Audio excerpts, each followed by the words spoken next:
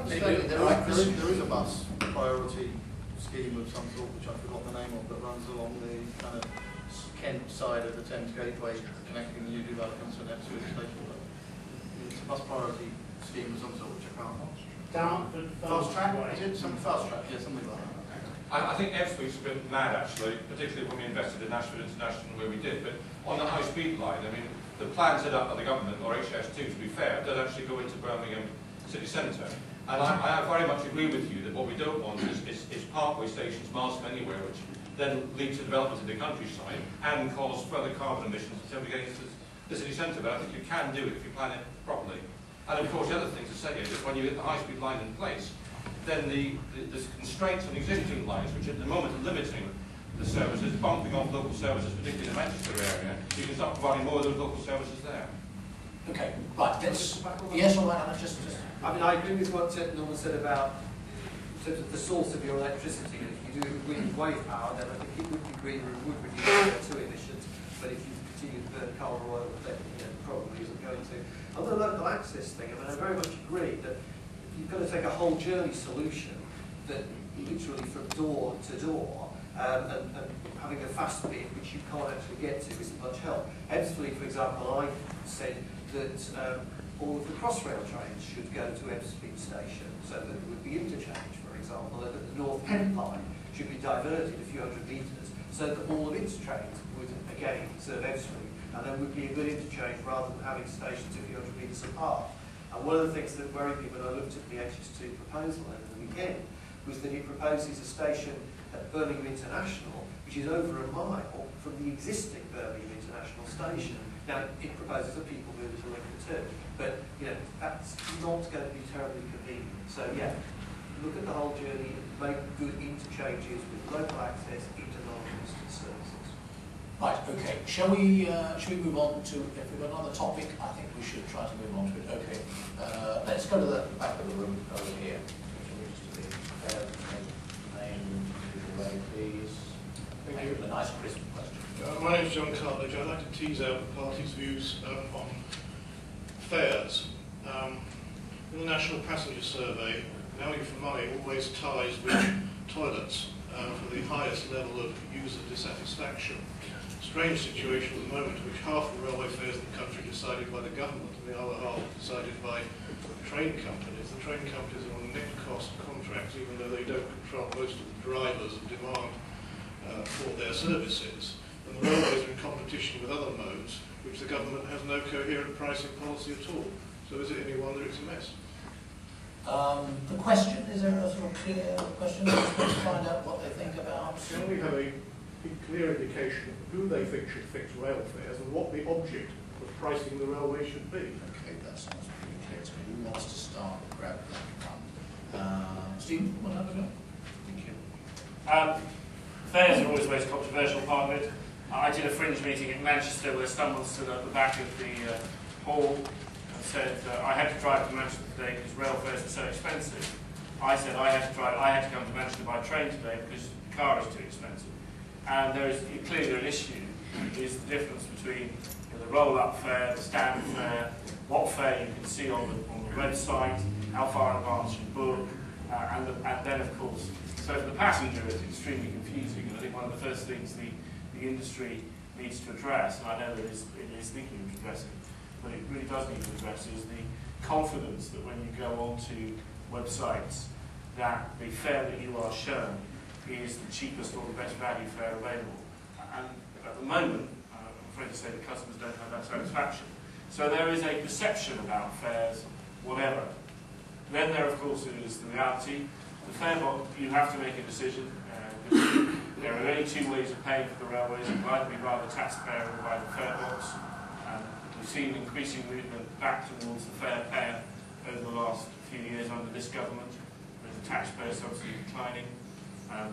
Taxpayer subsidy will have to go up over the next few years because more of the franchises are in revenue support.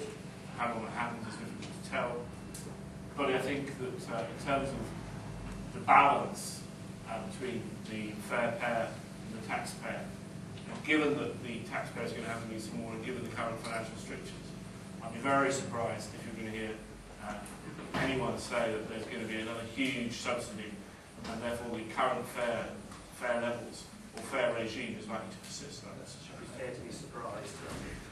Yeah, is Chris, am I right in thinking it's the ambition is to have 75%? Is it 3/4 coming from the fare box over a period of time? No, that's kind of where we've been, because we've had an exceptional period of investment in the rail network, and it's been necessary, I think, to get more from the government, as you say, around 75% from the government, 25% from the fare box, and it's probably right to begin to shift that back towards the sort of 50-50 ratio if we want to keep up the levels of investment in rail. But I mean, look at the mechanism that we've put in place and what it's delivered. We've had the RPI Plus 1 formula, and this year for regulated fares this January it's delivered the first decrease in fares in living memory, and I think that's something that generally welcomed by commuters, who are obviously protected by that regulation. But if you look generally across the piece at how train operating companies are taking the opportunity to introduce interesting opportunities through advanced fares, you know, attracting more passengers through the leisure market and off-peak journeys has been one of the factors that has enabled us to drive up the number of people using the railway and generally support and sustain development. Yeah, because every time we talk about fares going down and so on, there's storms of people saying, oh, no, mine hasn't, mine's done this, mine's leapt up by some big percentage. Norman Baker. We've got the most expensive rail fares in Europe.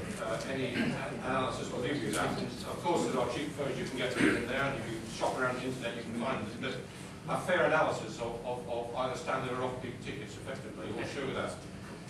And you can get for £10 as far as from London, effectively, to Basildon, or if you're in Serbia, which I agree is an extreme example, you can get as far as John O'Groats. I'd rather go to John O'Groats than Basildon, so we have to do some work on that. The reality is that more complaints about the toilets. probably would. The reality is the government has had this fares escalator of forcing fares up above inflation every year, RPI plus 1. And if we're serious about tackling carbon, I keep mentioning carbon, I'm hoping somebody else will at this panel at the moment, keep mentioning carbon. The reality is that since 1997, and it's a long-term trend, so I'm not blaming this government particularly, but since 1997, the cost of motoring has declined 14% in real terms.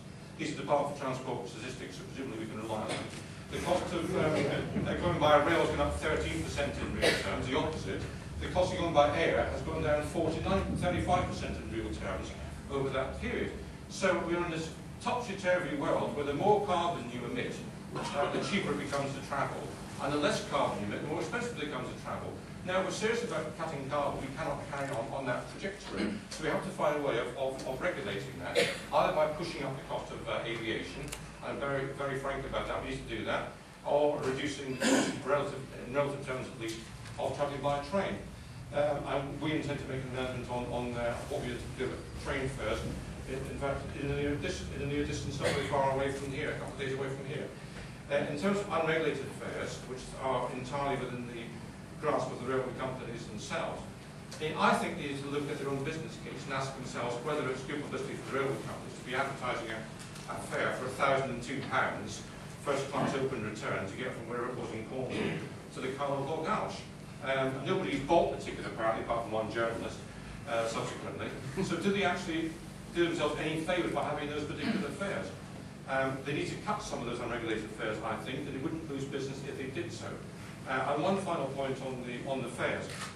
The government has invested a huge amount of public money on the West Coast Main Line, about £9 billion. We now have a fantastic 20-minute frequency on Virgin trains between Manchester and London. Nobody could ask for more than that. But the reality is that a walk-on service hasn't got a walk-on price. And if you want to take advantage of the walk-on service, you have to book so far in advance to get the price of the ticket you want. It negates the value of that walk-on service. So why should we as a taxpayer put a £9 billion for the West Coast Main Line, only to book in advance and negate that particular advantage? Roger Ford.